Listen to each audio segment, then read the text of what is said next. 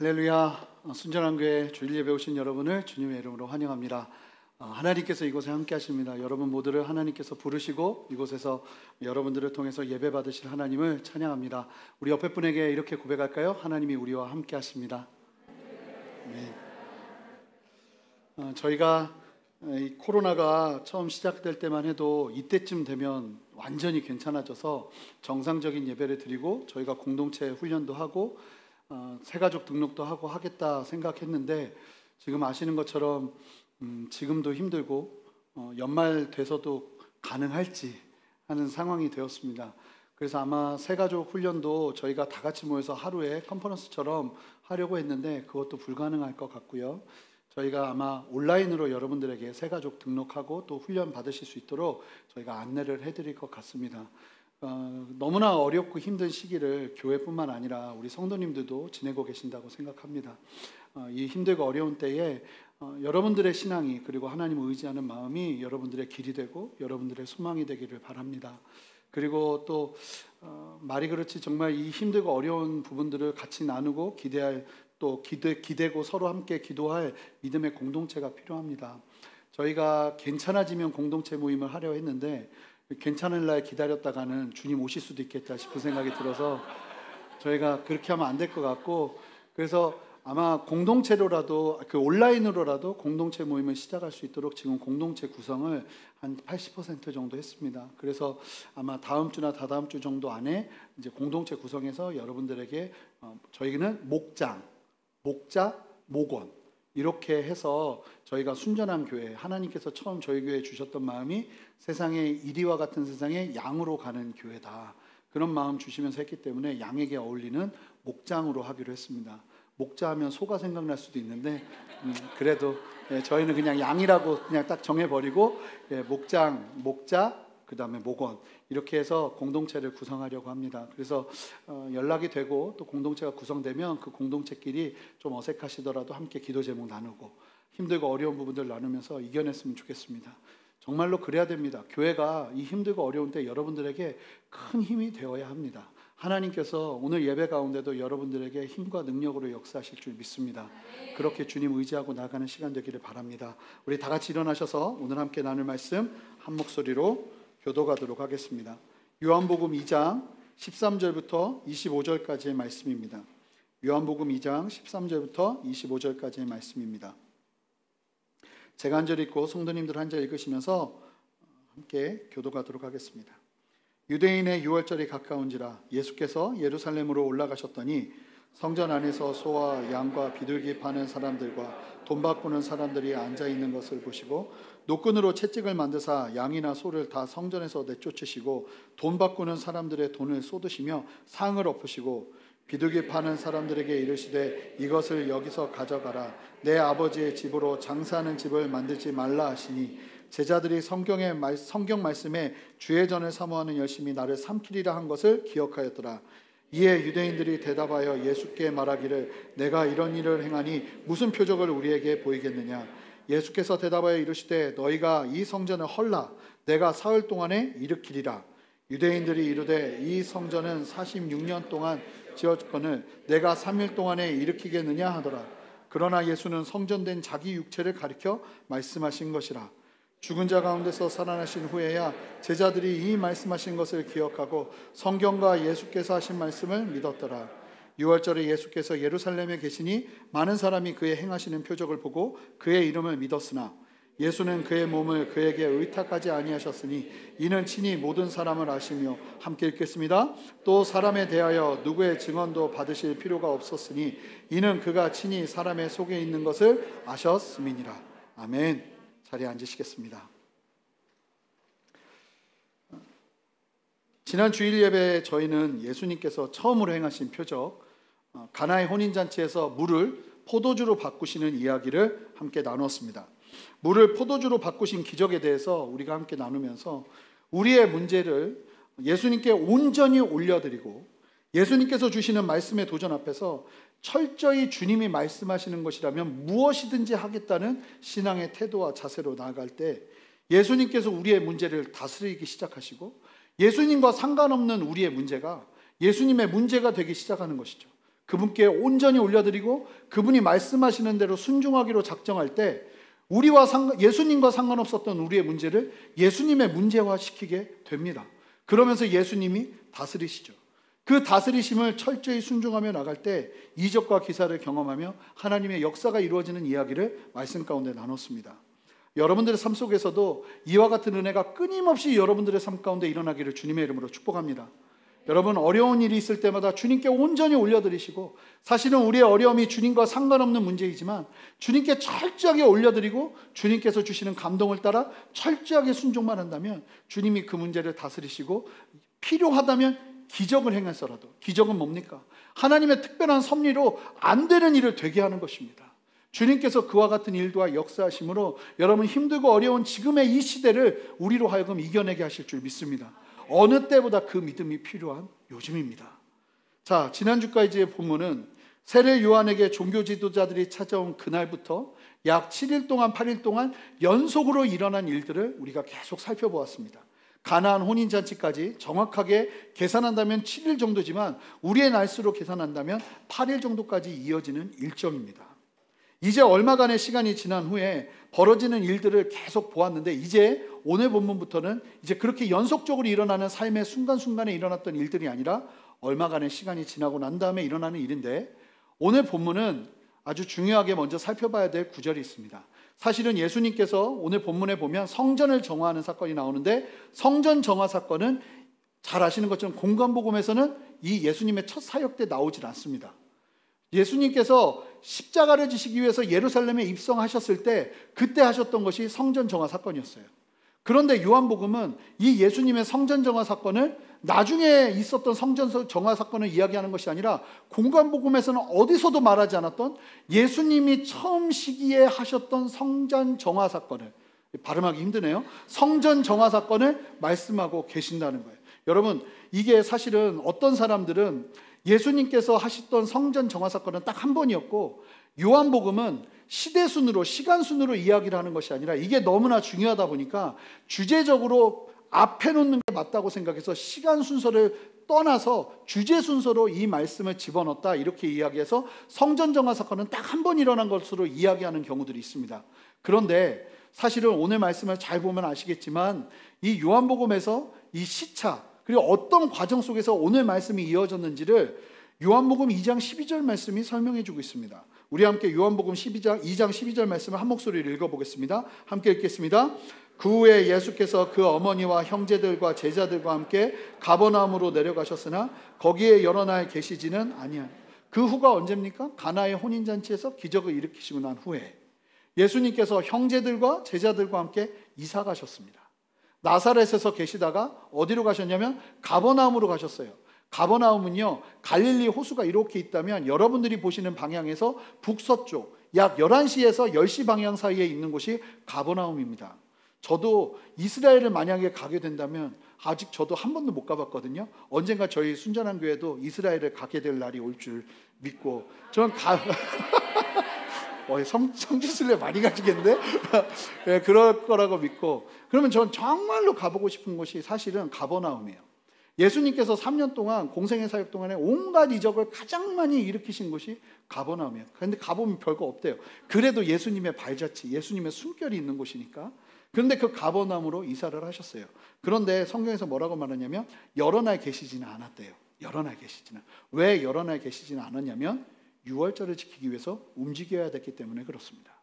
그리고 이 순서대로 유월절이 되어서 일어난 일을 오늘 본문이 말해주고 있다면, 이 말씀은 이 유월절 성전 정화 사건은 한 번만 일어난 것이 아니라 예수님의 초기 사역 때와 그리고 마지막 돌아가시기 전에 예루살렘 성에 입성하고 나서 십자가를 지시기 전에 있었던 그 성전 정화 사건 두 번이 일어난 것으로 보시면 되는 것입니다.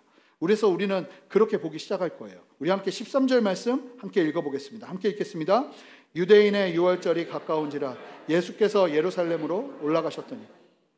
유월절이 되면요, 유대인들은 전역에서 이 이스라엘이라는 나라뿐만 아니라 로마 제국 전체에 퍼져 있었던, 멀리는 예루살렘에서 이란에서 있는 사람들, 북아프리카에서 있는 사람들, 저 그리스 지역에 있는 사람들, 흩어져 있던 디아스포라 모든 유대인들이 모이는 날이 유월절입니다. 이때의 기록을 역사가인 요세푸스가 기록한 것을 보면 이 유월절 때 희생되는 양의 숫자가 2000년 전에, 지금 말고 지금도 엄청난 양이 죽는데 이때 2000년 전에 유월절이 되면 죽는 양의 숫자를 25만 6,500마리라고 설명합니다. 굉장히 많은 양이에요.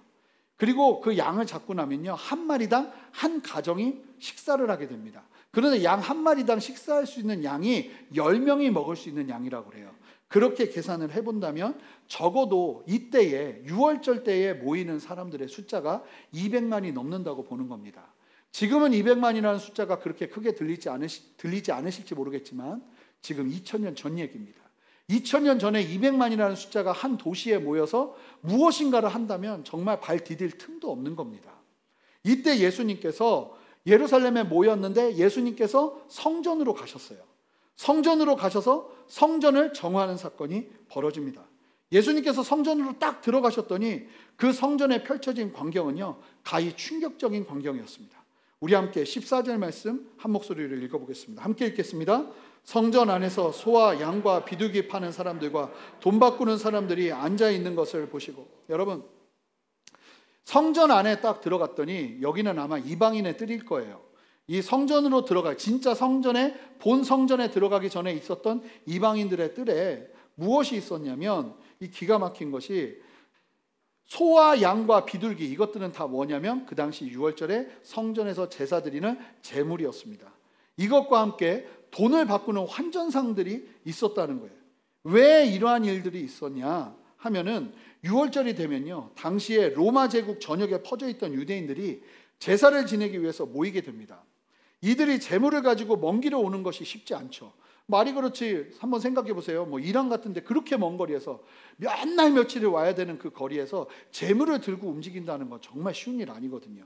그러니까 그러한 상황들 속에서 어려움을 해소해 준다는 명목으로 성전 이방인의 뜰에 제물을 준비해 놓으면 예배자들이 제물을 돈을 주고 구입하도록 편의를 제공하는 것으로 시작이 되었습니다. 그런데 그것이 시간이 점차 지나면서 어떤 식으로 바뀌기 시작했냐면, 성전에서 파는 제물들이 흠없고 티가 없는 아주 깨끗한, 원래 이스라엘 백성들이 제물로 드릴 때 만약에 양을 제물로 잡아도 양을 그냥 드리지 않습니다. 양의 겉을 보고 혹시 흠이 있나, 다친 상처가 있나를 봅니다. 근데 그것으로 멈추지 않아요. 다친 상처뿐만 아니라 혀를 봅니다. 혀의 빛깔이 선분홍색의 깨끗한 빛깔이면 장기까지 깨끗하다 보고 그것을 제물로 드리는 거예요.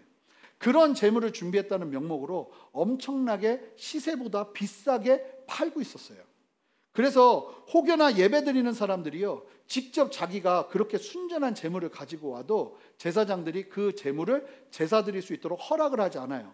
온갖 꼬투리를 잡아서 결국은 뭘 하게 하냐면 자기들이 준비한 짐승을 사게 해요. 그러면서 이 제사장과 이 상인들이 함께 조합을 해서 엄청난 폭리를 취하고 있었던 거예요. 당시 유대인들은 그런 상황이 되다 보니까 이제 아예 제물을 가지고 갈 생각도 하지 않아요. 그냥 자기들은 가서 좀 비싸더라도 하는 수 없이 그 재물을 사는 수밖에 없는 상황을 만들어 버렸다는 거예요. 그리고요, 그 당시 예배드리는 유대인들은 1년에 한 번 성전세를 내야 됐는데 그때 내는 성전세는 아무 돈이나 가져다 줄 수 없었어요. 가장 순도가 높은 은으로 주조된 두로의 은화라고 하는 그 은화로 드려야 됐는데, 이 두로의 은화가 가치가 좀 비싸서 두 사람이 하나의 두로의 은화를 드리면서 성전세를 냈다고 합니다. 그러면 아무도 모르는, 일면식도 없는 사람하고 어떻게 같이 내겠어요?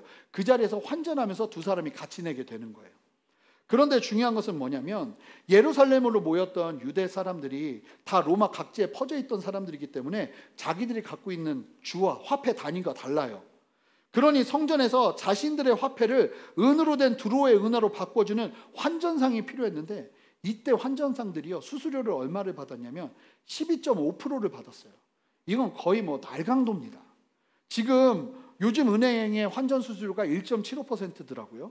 그렇게 보면, 그렇게 감안하면 엄청난 폭리를 취하고 있었던 거예요. 그러니 유대 종교 지도자들과 이와 관련된 상인들은 예배 때만 되면 기뻤을까요? 기쁘지 않았을까요? 엄청 기뻤겠죠. 왜 기뻤겠어요? 하나님과 상관없이 돈 벌게 되었으니까요.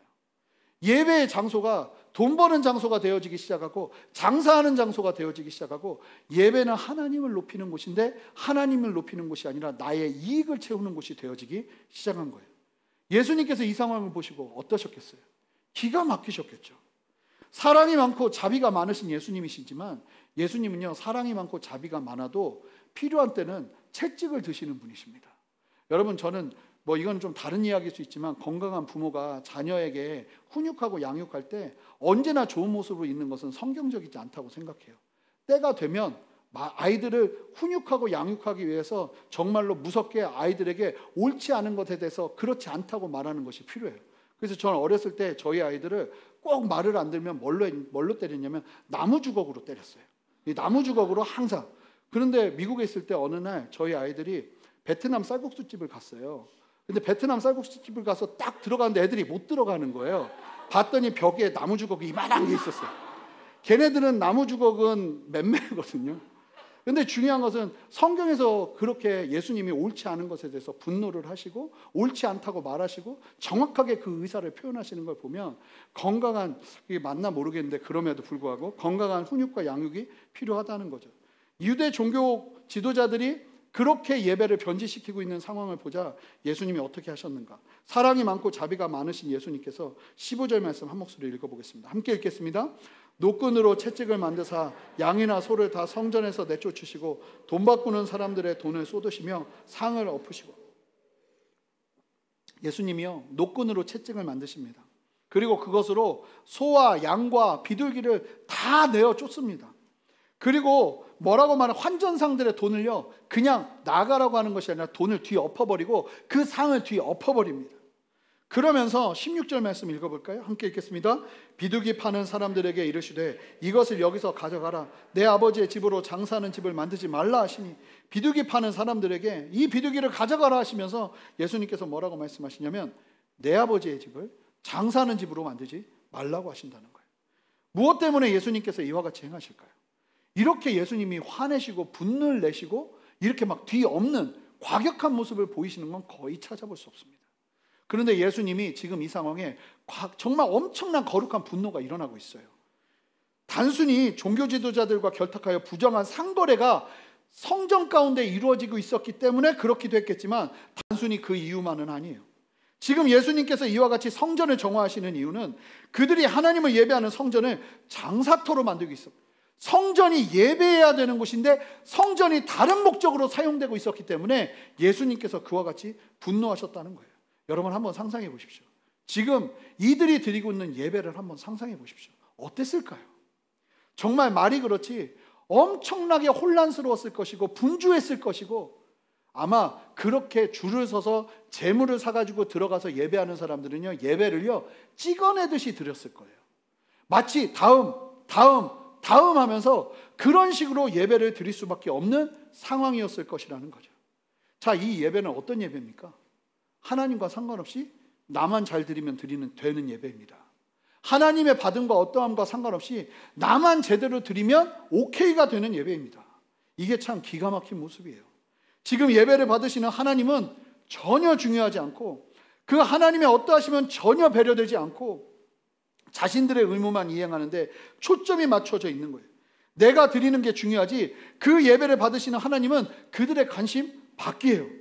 종교 지도자들은 하나님께서 영광 받으시는 예배에 초점을 맞추는 것이 아니라 지금 중심이 많은 사람들이 와서 재물을 사가고 환전을 하면서 재물의 이익을 얻는데 더 많은 관심을 가지고 있어요. 여러분, 만약 오늘날 그런 예배가 어떤 예배겠습니까?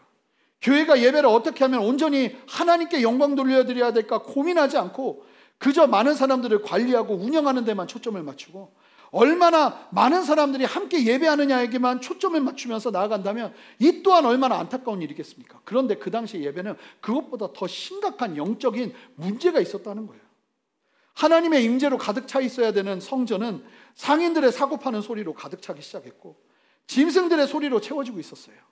얼마나 정신없는 예배의 모습인가요? 어떻게 하면 하나님께 더 영화롭게 영광 받으실까를 생각하지 않고 예수님께서 말씀하시잖아요. 내 아버지의 집인데. 아버지는 아무 상관없는 거예요. 지금 예배 받으시는 하나님은 아무 상관없이 그 예배를 그저 찍어내고 있어요. 그들의 이익을 위한 수단이 성전이 되고 있다는 말입니다. 이때 제자들도요, 예수님의 이 모습을 보고 놀라는데, 그런데 감사하게도 이 제자들은 예수님의 모습을 보면서 과격하다, 어쩜 저럴 수 있을까를 생각하는 것이 아니라 구약의 어떤 말씀을 떠올립니다. 우리 함께 17절 말씀을 한 목소리로 읽어보겠습니다. 함께 읽겠습니다. 제자들이 성경 말씀에 주의 전을 사모하는 열심히 나를 삼키리라 한 것을 기억하더라. 여러분, 제자들이 이 상황에서 예수님이 하시는 것을 딱 보더니 무엇을 기억하기 시작하냐면, 분명한 것은 이 시편 69편 9절 말씀이 떠오른 거예요. 시편 69편 9절 말씀 한 목소리 읽어보겠습니다. 함께 읽겠습니다. 주의 집을 위하는 열성이 나를 삼키고 주를 비방하는 비방이 내게 미쳤나이다. 여러분, 당시 예수님의 제자들은 아시는 것처럼 니고데모, 나다나엘도 보시면 아시는 것처럼 구약 성경 속에서 예수님을 끊임없이 찾았던 사람이기 때문에 구약 성경에 굉장히 능통한 사람이었습니다. 이들이 예수님의 모습을 딱 보자 시편 69편 9절 말씀이 딱 떠오른 거예요. 이 고백이요, 다윗의 고백입니다. 주의 집을 위하는 열심이 다윗을 삼킬 정도였어요. 그런데 그 열심으로 주님을 섬기니까 어떤 결과가 있었냐면, 주변 사람들이 다 다윗을 함부로 보고 주변 사람들이 다윗을 비난하는 거예요. 다윗은요, 왕이 되어서 그가 중요하게 생각했던 게 뭐냐면, 바벨론에 빼앗겼던 법궤를 70년 만에 다시 예루살렘으로 가져오는 것이었습니다. 그래서 다윗이 엄청난 대가 지불을 하면서 이 법궤를 70년 만에 예루살렘으로 안치합니다. 그 예루살렘에 법궤가 들어올 때 다윗이 춤을 춘 거예요. 아시는 것처럼 백성들이 보는 앞에서 왕이 옷을 입고 춤을 췄는데 그 옷이 어떻게 됐어요? 다 벗겨졌어요. 벗겨질 정도로 춤을 췄다는 건 리듬을 맞춰서 춤추는 게 아니고요, 정말 쉽게 말하면 계속 뛰면서 정말 온몸과 마음을 다해서 하나님을 찬양하기 시작한 겁니다. 다윗에게 있어서 법궤가 예루살렘으로 들어온다는 건 그만큼 중요한 것이었어요. 그런데요, 다윗이 법궤가 딱 들어오고 나니까 어떻게 예배하는지 아십니까?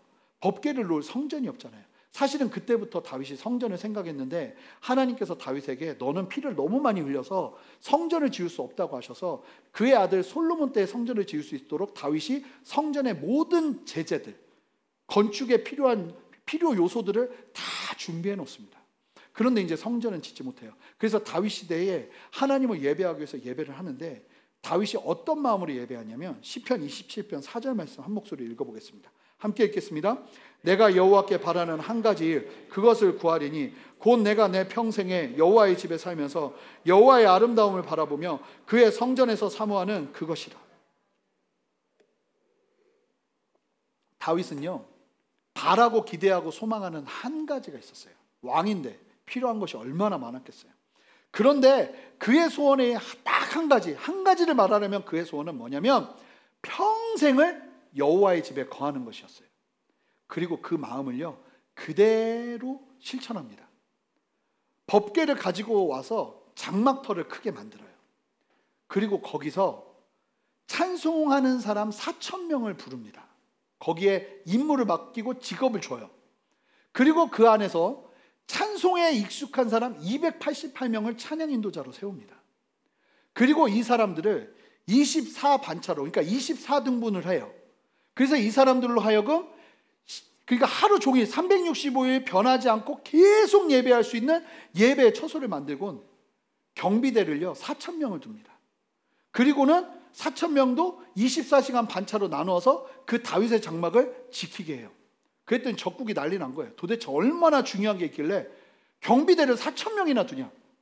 그러고 나서 이제 간첩과 스파이를 보냈겠죠. 그러고 봤더니 기가 막힌 거예요.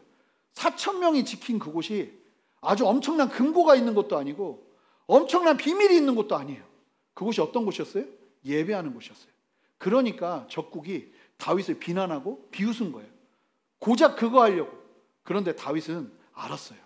다윗이요, 그렇게 24시간 끊임없이 하나님을 찬양하고, 다윗은 어떻게 했냐면 아침에 거기서 함께 찬양하고, 그리고 모든 일과를 마치잖아요. 그리고 나서 또 다시 거기에 들어가서 함께 하나님을 찬양하고, 그리고는 백성들을 축복하고 가족들을 축복합니다. 여러분, 그럴 때 어떤 일이 벌어지는가? 이스라엘은 이때에 가장 강력한 힘을 나누게 됩니다. 지금도 이스라엘이라는 나라가 다시 재건되었을 때, 국기를 만들 때 가운데다가 다윗의 육성을 놓는 이유는 다윗 시대의 영광을 재현하고 싶다는 거예요. 그만큼 다윗의 시대가 강력했어요. 마치 우리로 따지면 고구려 시대 광개토 대왕, 뭐 조선시대의 세종대왕 이러한 사람들보다 더 뛰어난 것처럼 느껴질 정도로 이스라엘 백성들에게는 절대적인 시대가 다윗의 시대였어요. 그런데 다윗의 시대의 비밀은 다른 데 있었던 것이 아니라 주의 전을 사모하는 열심 가운데 하나님의 도우심이 함께했다는 거예요. 저는 여러분 모두에게도 이와 같은 주의 전을 사모하는 열심이 있으시기를 주님의 이름으로 축복합니다. 그러할 때 우리가 하는 일들 가운데 하나님의 축복이 더하는 거예요.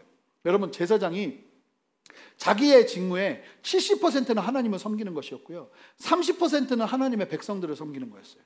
그런데 제사장이요, 30% 하나님의 백성을 섬기고자 70%의 일을 등한시하잖아요. 하나님을 섬기는 것. 그러면 30%가 안 돼요. 그런데 언제 백성을 섬기는 일이 기름 부으심 있게 너무나 잘 진행되는가? 하나님을 섬기는 70%의 일을 최선을 다해서 하기 시작할 때 이 30이 능력을 발하기 시작하는 겁니다. 이것이 성도들의 원리인 거예요. 여러분들에게도 동일하게 적용되는 원리라고 저는 믿습니다. 여러분들이 하나님 앞에 온전히 나와 하나님을 온전히 예배하기 시작할 때 그 예배의 기름 부심과 그 예배의 능력으로 우리가 세상에 나가서 사는 거예요. 그래서 성도들은 예배와 삶이 계속 연관될 수밖에 없는 거예요. 그런데 놀라운 것은 제자들이 예수님의 지금 성전을 정화하시는 모습을 보면서 야, 저것이 바로 주의 전을 사모하는 열심이구나. 어느 누구도 성전이 그렇게 되도록 그러면 안 된다고 말하는 사람이 없었어요. 약 430년 동안 말라기 때 성전의 문제가 심각했거든요. 말라기 때 430년 마지막 선지자 말라기 선지자를 통해서 하나님께서 예언하시고 말씀하시고 난 다음에 그 다음에 이스라엘 백성들이 끝까지 말을 안 들으니까 430년 동안 하나님이 말씀하지 않으세요. 그런데 그 430년 전에 말라기 때 예배가 어땠냐면 병든 것 저는 것으로 드리면서도 하나님 앞에 문제가 없다고 했던 사람들이에요. 하나님이 말라기서에서 뭐라고 그러셨냐면 제발 성전 문 좀 닫아달라고. 이 구약에서 한 번도 안 하시지 않은 말씀이에요. 예배가 얼마나 하나님을 괴롭게 했으면, 하나님과 상관없는 것이었으면 예배 드릴 때마다 하나님이 괴롭고 고통스러운 거예요. 그러니까 성전 문 좀 닫아달라고. 그런데 놀라운 게 뭔지 아세요? 그 얘기를 듣고도 이스라엘 백성들은 우리의 예배에 뭐가 문제냐, 그리고는 430년 동안 그 예배를 지속해 온 거예요. 어느 누구도 그 예배가 문제 있다고 말하는 사람이 없었던 거예요. 예수님이 그 성전을 정화하시자 제자들이 그제서야 보기 시작하는 거야. 아, 주님의 전을 향한 열정이 모든 것들을 다 덮고 있구나. 저는 예수님이 하시는 그 모습을 보면서 제자들이 구약의 말씀을 떠올리잖아요. 우리 안에도 그러한 열정이 있으시기를 주님의 이름으로 축복합니다. 우리가 하는 무언가를 보면서 사람들이 성경의 말씀이 떠오르는 거예요. 아, 예수 믿는 사람들은 저렇게 사는 것이구나 하는 것이 보이기 시작하는 거예요. 예수님께서 그와 같이 일들을 하시죠. 그런데 놀라운 게 뭐냐면 항상 그래요.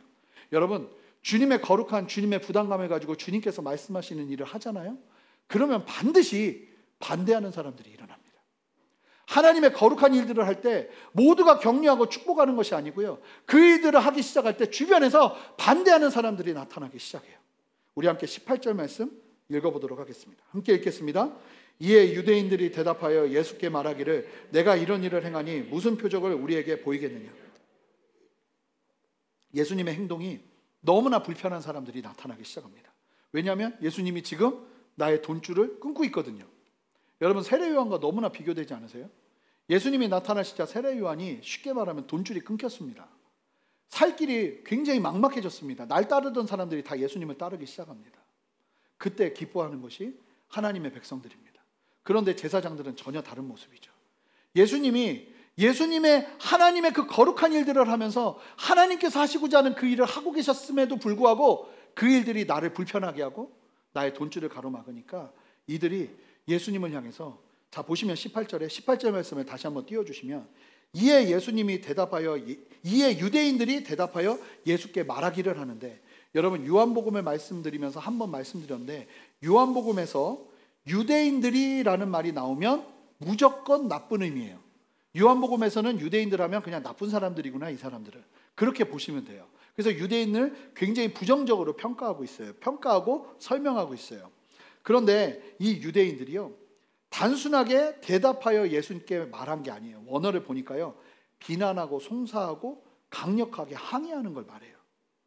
강하게 예수님을 비난하면서 뭘 이야기하냐면, 만약에 이와 같이 너무나 담대하게 성전에서 마치 네가 네 아버지의 집이라고 말하면서 네가 이와 같이 행한다면 너에게 분명한 하나님의 부르심이 있을 거 아니냐는 거예요.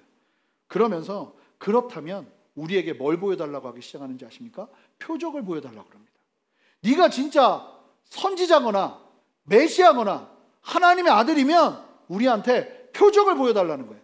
그래야 우리가 믿겠다는 거예요. 표적을 보여달라. 무슨 자격으로 이 일을 하느냐는 거예요. 적어도 이와 같은 일을 하려면 하나님의 보내심을 받은 사람이 아니겠냐고. 그렇다면 하나님의 보내심을 증명할 만한 표적을 보여야 될 것 아니냐고. 잘 보시면 이 사람들은 예수님을 보자마자, 예수님이 이와 같은 일을 하자마자 표적을 보여달라고 하고 있어요. 그런데 예수님에게 이것은 어려운 일이 아닙니다. 조금 전에, 며칠 전에도 예수님이 하셨던 일이 뭐죠? 표적을 행하시는 일이었어요.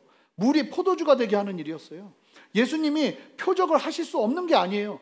금방 하실 수 있어요. 바로 보여주실 수 있어요. 그들이 입이 쫙 벌어지고 잘못했다는 말이 나올 정도로 강력한 표적을 보여주실 수 있어요.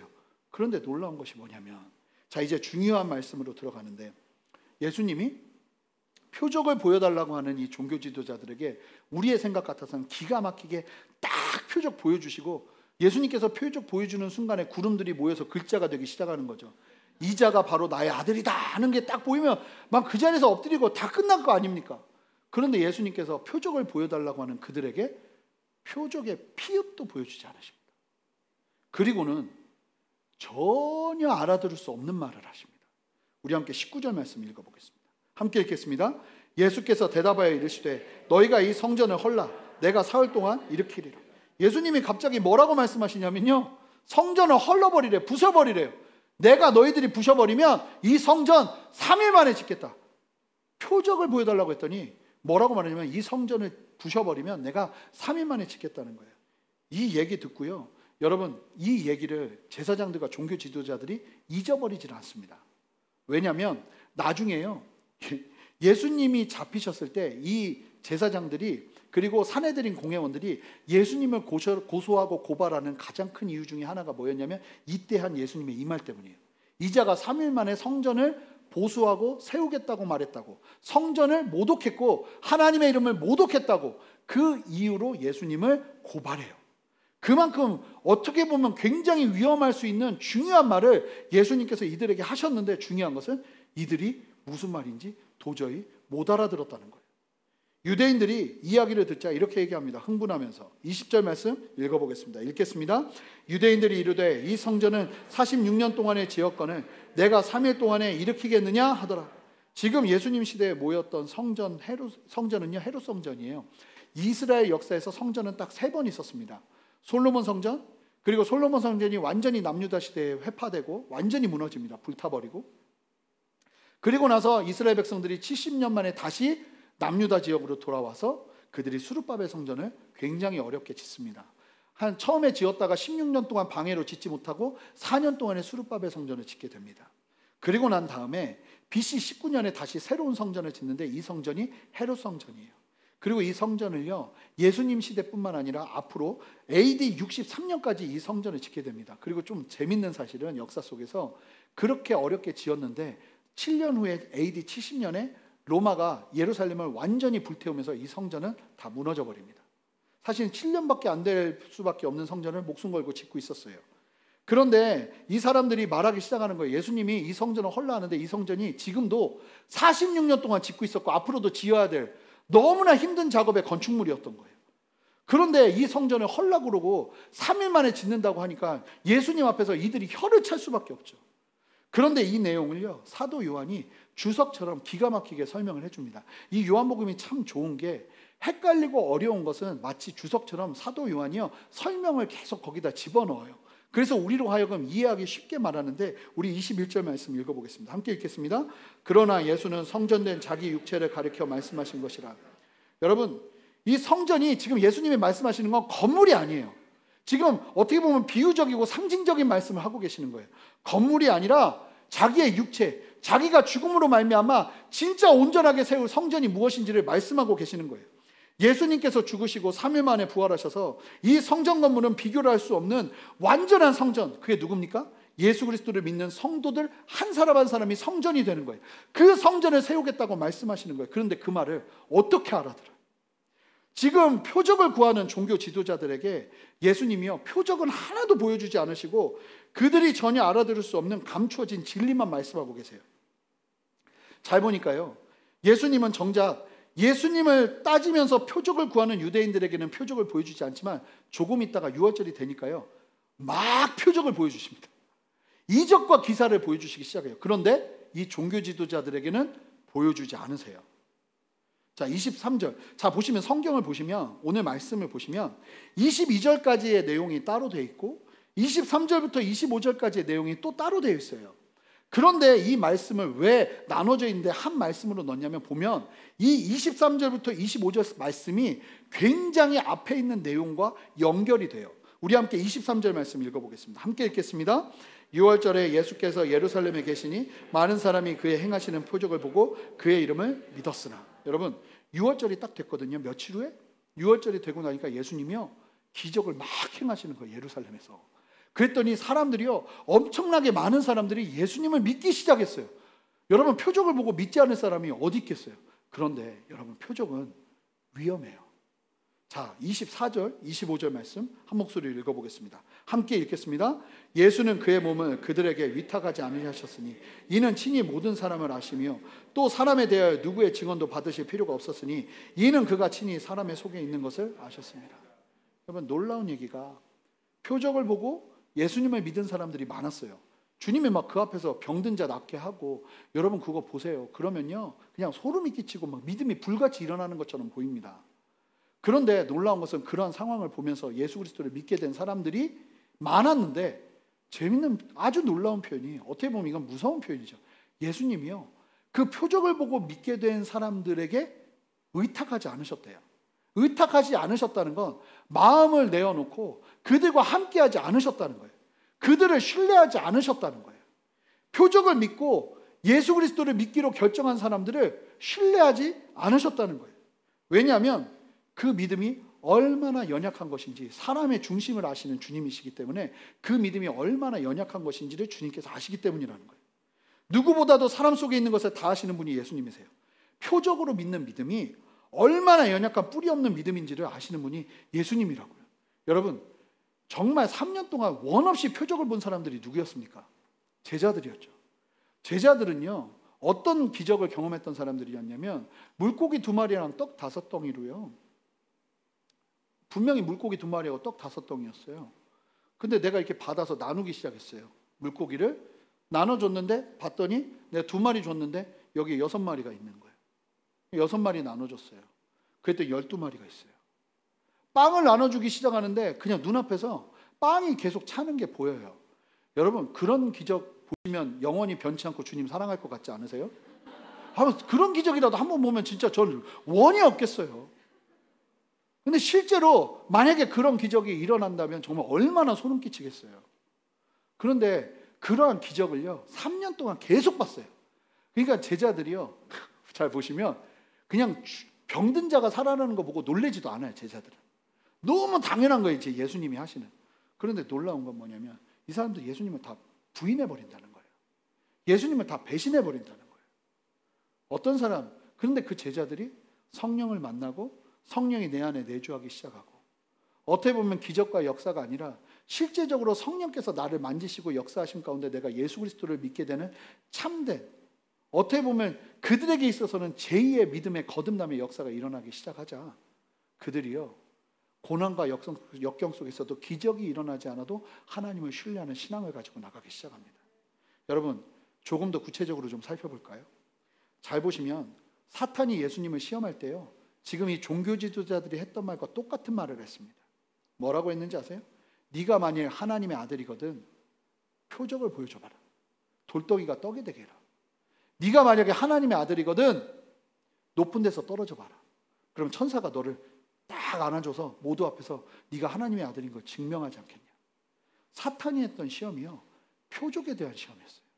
예수님한테 표적을 보여달라고 그랬어요. 그런데 예수님이요, 그 표적을 요구하는 사탄의 시험에요, 한마디도 대답하지 않으세요. 어떻게 보면 여러분, 지금 이 제사장들은요, 사탄적인 시험을 하고 있는 거예요, 예수님을. 여러분, 만약 예수님이 그런데 여러분 잘 보세요. 만약에 예수님이 사탄의 요구대로 돌덩이가 떡덩이가 되게 해라 했더니 예수님이 바로 기도하고 돌덩이가 떡이 되게 해서 막 드시기 시작하고, 높은 데서 떨어져 봐라 했더니 예수님이 바로 높은 데서 떨어졌더니 바로 I believe I can fly 하게 되기는, 그러면서 천사들이 딱 뭐 안아주고, 뭐 만약에 이런 일이 벌어진다고 생각해 보세요. 그러면 제가 질문 드려볼게요.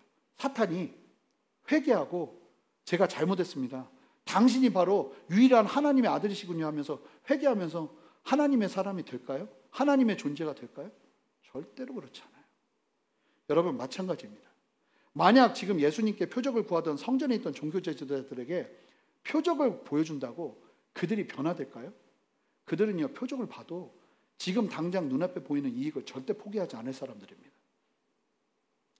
표적이 내 눈앞에 보여도 예수님이 정말 살아계신 하나님인 것처럼 보이는 상황이 돼도 이들의 변질은 얼만큼 심각했냐면, 예수님이 아무리 내 눈앞에서 놀라운 표적을 보여도 그들은 변화될 사람들이 아니에요.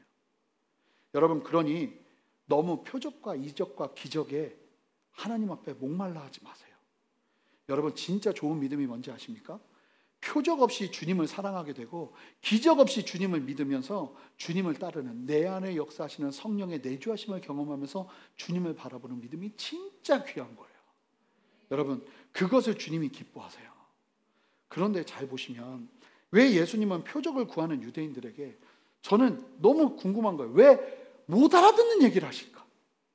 아니, 그들이 딱 알아들을 수 있는 얘기를 하시면 너무 좋을 텐데 정말 그들이 절대 못 알아들을 얘기를 하실까?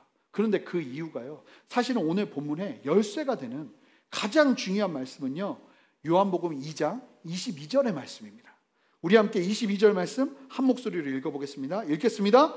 죽은 자 가운데 살아나신 후에야 제자들이 이 말씀하신 것을 기억하고 성경과 예수께서 하신 말씀을 믿었더라. 여러분, 놀라운 게 뭔지 아세요? 제자들도 못 알아들었고 종교 지도자들도 못 알아들었는데 예수님이 계속 말씀하신 이유가 있었어요. 왜 말씀하셨냐? 지금은 못 알아들어도 나중에 내가 예수 그리스도께서 십자가를 지시고 부활하시고 난 후에야 이 말의 의미를 알아들을 사람들을 바라보시면서 예수님은 그들이 못 알아들어도 말씀하고 계셨던 거예요. 여러분, 예수님이요, 잘 보면 공생의 기간 동안 이렇게 말씀하시는 게 굉장히 많아요. 아무도 못 알아들어요. 그런데 나중에 예수님 돌아가시고 부활하시고 난 후에 예수 그리스도의 복음이 무엇인지를 정확하게 아는 사람들이 그 말씀의 의미를 정확하게 알아듣고 그 주님을 더 굳게 믿기 시작해요. 제가요, 스가랴하고 학계 말씀을 요즘 새벽마다 나누잖아요. 여러분, 새벽 말씀 다 들으셨으면 좋겠어요. 이미 다 듣고 계실 거라고 믿고 고개 숙이시면 안 됩니다. 다 듣고 계실 거라고 믿고. 그런데 제가 스가랴서랑 학계 말씀을 보다가 되게 놀란 게 뭐냐면, 맨 처음에 이해가 안 되는 거예요. 왜 이해가 안 되냐면, 하나님이요, 예수님에 대한 예언의 말씀을 주시는데 어느 누구도 이해할 수 없게 말씀하세요. 보통 그 말씀 듣고 이해하면 그 사람은 정말 놀라운 사람이 아무도 못 알아들어요. 그런데 그 얘기를요, 계속 하세요. 계속. 그런데 나중에 이런 말씀들과 함께 연결해서 보니까 딱 알겠는 거예요. 왜 주님께서는 아무도 이해하지 못하는 예수 그리스도에 대한 말씀을 구약시대 가운데 끊임없이 선포하실까? 누구를 위한 걸까요? 우리를 위한 거예요. 예수 그리스도를 믿게 된 우리. 이제 우리는 구약의 말씀을 보면 이게 예수님을 말하는 거라는 걸 아는 거예요. 그러면서 더 큰 확신이 일어나는 거예요. 아, 예수님을 흉내낼 사람이 이 시대에 아무도 없어요. 구약에서 말하고 있는 그 메시아를 이야기하는 그 메시아를 나타내고 보여주는 사람은 예수 그리스도밖에 없어요. 그러면서 우리로 하여금 어떻게 하라고요? 예수님을 온전하게 그리스도로, 메시아로, 나의 구주로 믿으라고 주님께서 그렇게 외치고 계신다는 거예요. 그렇게 본다면 오늘 말씀도요, 예수님께서 3일 만에 내가 너희들을 부활하게, 내가 너희들 성전을 세우리라 말씀하시고 성전을 정화한 사건은요, 단순히 그들을 위한 거 아니에요. 왜냐하면 그들을 위한 거라면 그들이 그 다음부터 성전을 깨끗하게 해야 돼요. 아시는 것처럼 3년 지나고 예수님이 다시 들어갔더니 똑같아요. 예수님이 지금 이와 같이 성전을 정화하시는 이유와 3일 만에 모든 것들을 헐고 내가 성전을 세우겠다고 말씀하시는 건 그들을 위함이 아니에요. 누구를 위한 걸까요? 바로 우리들을 위한 거예요. 주님께서 그런 기대를 가지고 성전이 무엇인지를 말씀하고 계신다는 거예요. 여러분, 아무도 못 알아들어도 잘 보시면 성전이 성전다워야 하는데 성전이 다른 용도로 사용되고 있는 당시의 모습을 보면서 여러분들은 어떤 생각이 드십니까? 여러분, 예배는요, 하나님을 예배하기 위함이고 하나님을 영화롭게 하기 위함이에요. 그런데 여러분들의 예배가 어떻습니까? 우리와 상관없는 문제가 아니에요. 오늘 본문 말씀은 사실은 성전이 돛대기 시장 같고 분주하고 정말로 하나님을 예배해야 될 준비가 되어 있어야 될 그곳이 온갖 세상의 것들로 가득 차 있는 세상의 장사꾼, 세상의 시장과 같은 모습으로 그렇게 변질되어 있는 성전의 모습을 하나님께서 말씀하시면서, 예수님께서 말씀하시면서 우리에게 도전하시는 거예요. 여러분, 성전은 장사터가 되어버렸는데 아직도 하나님께 기적만 구하고 있지는 않은지, 여러분, 영광 받으셔야 되는 하나님은 중심에 계시지 않고 나의 안위를 위해서 예배가 필요하고, 나의 성공을 위해서 예배가 필요하고, 나의 평안을 위해서 예배가 필요한 그런 예배를 드리고 있다면 우리의 예배도 그들과 별반 다를 것이 없는 그런 예배 아닐까요? 참으로 안타까워하실 상황이 펼쳐지는 것입니다. 원래가 성전은 하나님의 영광을 위한 거예요. 이 시간을 통해서 예수님께서 우리에게 도전하십니다. 여러분, 혹시 여러분들의 삶은, 여러분들의 인생은, 지금 여러분들의 삶의 모습은 어떤 성전으로 계십니까? 여러분, 성전이 어디입니까? 성전은요, 우리가 모인 이곳이 성전이 아닙니다. 이제 더 이상 이런 곳은 성전이 아닙니다. 여기는 예배 모임 장소입니다. 성전은 각자 예수 그리스도를 나의 구주로 영접하며 성령이 내 안에 거하시는, 우리 한 사람 한 사람이 성전이 되도록 주님께서 십자가를 지시고 돌아가신 거예요. 더 이상 장소로 제한되는 성전의 개념은 구약시대에 끝나버렸어요. 그래서 지금도 성전 하면서 교회를 생각하고 건물을 생각하면 여러분 그 생각을 다 깨뜨리셔야 돼요. 지금 주님이 오늘 말씀을 통해서 그것을 말씀하시는 거예요. 우리가 성전이에요. 주님이 보여주시는 거예요. 소 치우고 닭 비둘기 치우고 양 치우면서 환전소를 뒤엎으면서 예수님께서 정리하시는 것처럼 지금의 우리의 분주한 우리의 삶을, 우리의 영혼을, 우리의 영적 상태를 청소하기를 원하시는 주님의 마음이 함께하고 있다고 저는 믿어요. 여러분, 주님께서 기대하시는 건요, 예수 그리스도께서 십자가를 지시고 기대하시는 건 다른 것이 아니라 여러분들 한 사람 한 사람이 성소가 되는 것입니다. 한 사람 한 사람이 하나님을 예배하는 예배의 처소가 되는 것입니다. 그렇게 되면요, 고린도전서 10장 31절 말씀이 적용되는 거예요. 준비됐나요? 한번 읽어보도록 하겠습니다. 함께 읽겠습니다. 그런즉 너희는 먹든지 마시든지 무엇을 하든지 다 하나님의 영광을 위하여 하라. 우리 큰 소리를 읽어보겠습니다. 시작. 그런즉 너희가 먹든지 마시든지 무엇을 하든지 다 하나님의 영광을 위하여 하라. 이 말씀이 맞습니다. 성전이 확대된 거예요. 이제는 하나님의 영광을 위하는 것이 성전에만 있는 것이 아니라 우리가 먹는 것도, 마시는 것도, 먹고 마시는 건 가장 일반적인 것을 대변하는 거예요. 심지어는 우리가 먹고 마시는 것까지도 무엇을 위하여 하라는 거예요? 무엇이든지 다 하나님의 영광을 위하여 하여야만 하는 성소가 된 거예요. 여러분, 우리가 성전인 것입니다. 그런데 아직도 우리 안에 하나님을 예배하는 순전함을 놓쳐버리고 장사가 먼저 있고, 돈이 먼저 있고, 환전소가 먼저 있고, 나의 잘됨이 먼저 있고, 내면에 장사꾼들이 득실하고 있다면 여러분, 우리의 내면을 예수 그리스도의 보혈로 다시 한번 정리하는 은혜가 필요한 거예요. 명확해지죠. 우리의 삶이 성전 같아야 하는 것입니다. 우리의 삶의 1차 목표는요, 잘 사는 것, 돈 잘 버는 것, 평안한 것, 여행 많이 하는 것, 이런 것 아니에요. 이런 거 중요하지만 이것이 우리의 1차 목표가 아니라는 것입니다. 여러분, 아멘 크게 외쳐볼까요? 아니라는 것입니다. 여러분, 정말 우리의 1차 목표는, 이것도 중요하지만 우리의 1차 목표는 하나님 그분을 영화롭게 하는 거예요. 그러려고 예수님께서 십자가 지신 거예요. 그랬는데 계속 우리가 장사꾼을 모아놓고 예배를 통해서 하나님이 내 상황을 좀 바꿔주시기 원하고, 이런 다른 2차적인 요소들, 3차적인 요소들을 성전에 가지고 와서 하나님을 예배하려 한다는 거죠. 다윗의 열심을 기억하셔야 돼요. 예배가 순전하면 순전할수록 하나님이 우리의 삶 속에서 다스리시고 역사하심은 위대하고 놀랍고 높고 큽니다. 그런데 우리가 이 세상의 것을 놓지 못하고 하나님의 예배를 변질시켜버리면 하나님 예배도 제대로 안 되고 내 삶도 제대로 안 되는 거예요. 순전한 교회에 계시는 모든 성도님들의 삶이 오늘 말씀을 통해서 이 예배만큼은 완전히 변화되는 은혜가 있으시기를 주님의 이름으로 축복합니다. 여러분, 여러분들의 내면의 장사꾼을 치워버리십시오. 환전꾼을 치워버리십시오. 돈에 매인 묶임들을 치워버리십시오. 그리고 주님을 바라보며 온전히 나아가시는 여러분 되시기를 바랍니다. 그렇게 주님 앞에 서서 주님을 온전하게 예배하는 저와 여러분 되시기를 바랍니다. 우리 다 같이 일어서시겠습니다. 우리 한 가지 기도하겠습니다.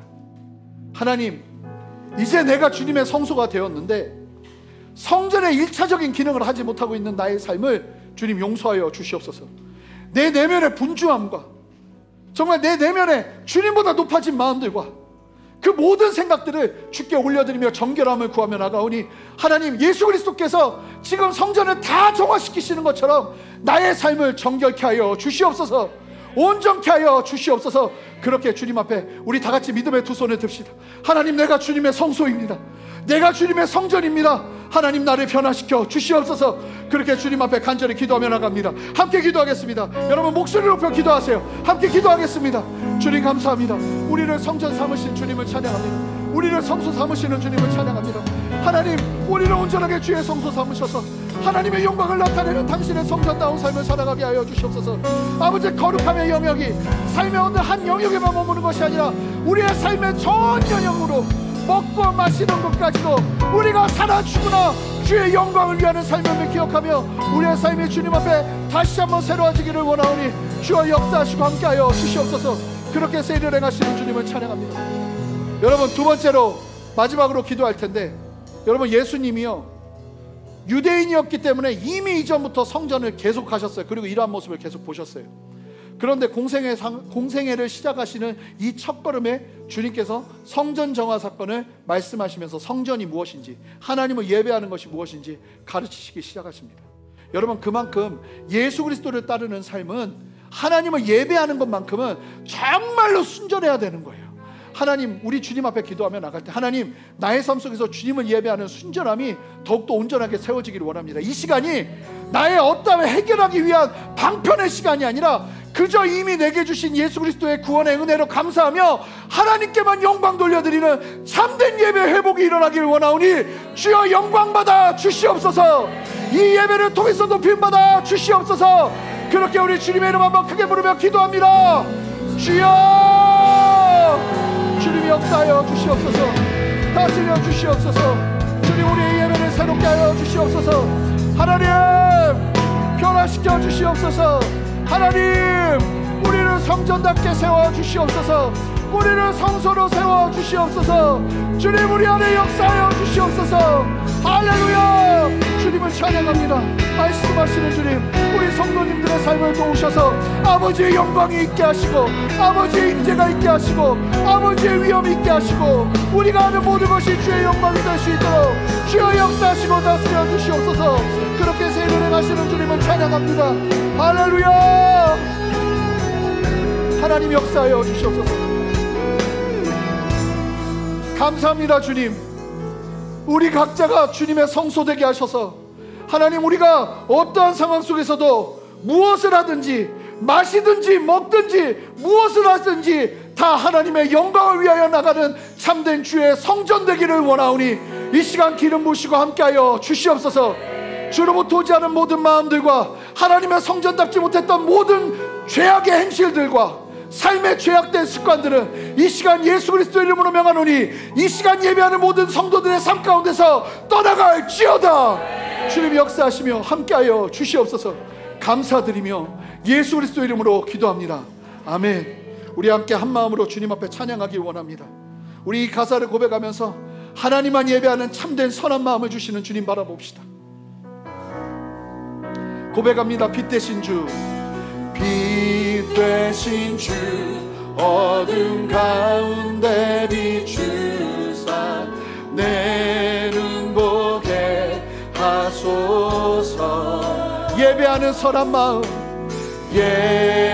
예배하는 선한 마음 주시고 산소만이 되시네. 우리 함께 전심으로 고백합니다. 나 주를 경배하리. 엎드려 절하며 고백해 주 나의 하나님. 오 사랑스런 주님, 존귀한 예수님, 아름답고 놀라우신 주, 만유의 높임을 받으소서. 만유의 높임을 받으소서.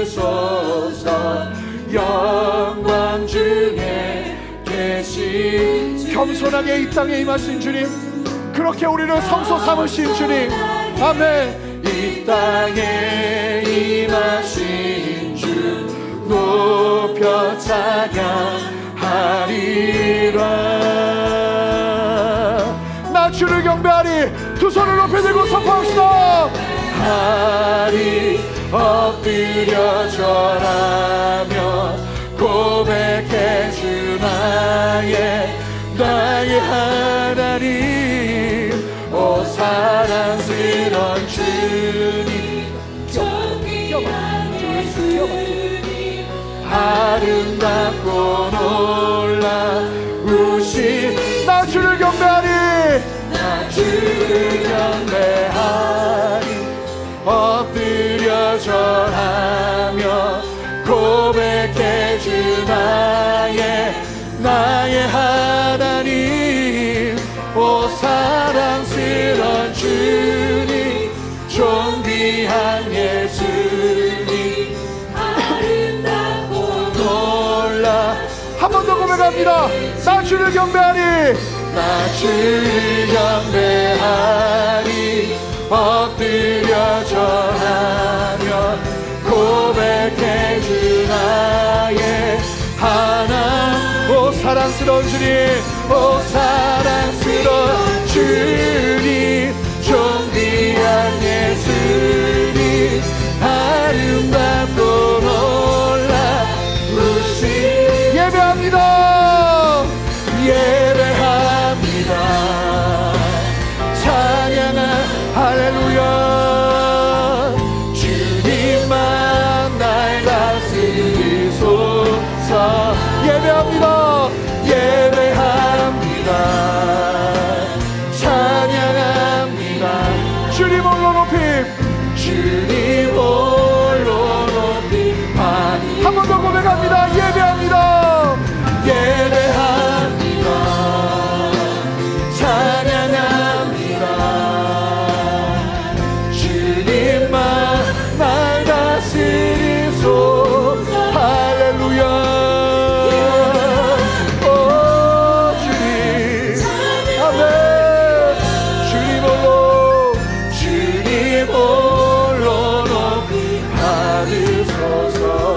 주님 홀로 높이.